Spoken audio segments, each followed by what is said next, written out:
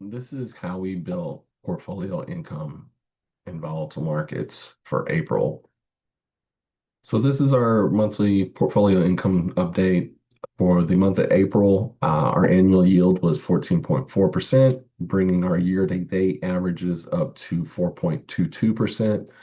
Very happy with that yield. Obviously, when we're using that yield for income or a mixture of income and growth, at those numbers, we're able to typically hit all our income needs and able to actually also grow our accounts as well. So, how is that done? How is that broken down? Let's jump into it. First part of the piece of the puzzle is private real estate. Within the funds that I use for our clients currently, we use Blackstone's BREIT and Nuveen Global Cities REIT.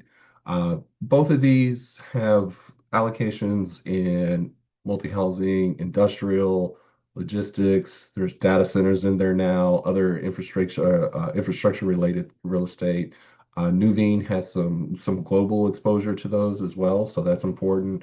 And then Nuveen in particular also has quite a bit of exposure to retail anchors. So think of grocery stores here in Texas. One of the big ones that they're involved with is HEB, which is the one of the biggest or most popular grocery stores here in Texas. The next piece of the puzzle, private credit income. What we use currently for our clients is a mix between Blackstone's BCred, Blue Owl's Credit Income Company Fund, and then Carlyle Tactical Private.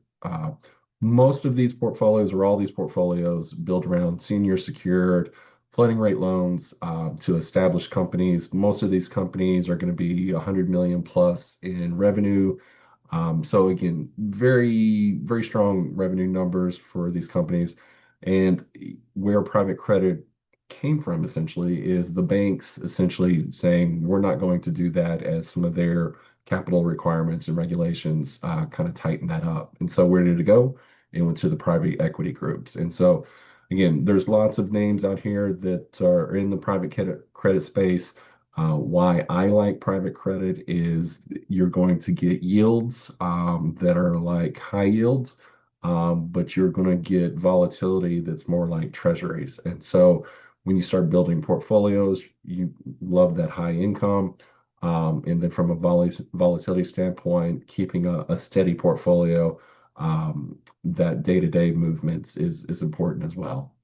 The next piece of our portfolio is the ETF section, which this is the smallest section within our income structure.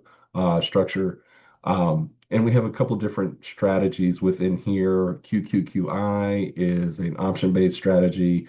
CAIE and CIAQ from Calamos. Those are now public structured income strategies. And then the last one is a mix of public private credit done through CLOs.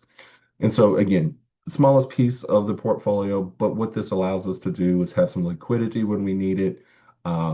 For clients that may not be able to get into private credit or don't want to be into some of the private funds, this is a way that we can do it in a more liquid wrapper. And then lastly, the structured income notes.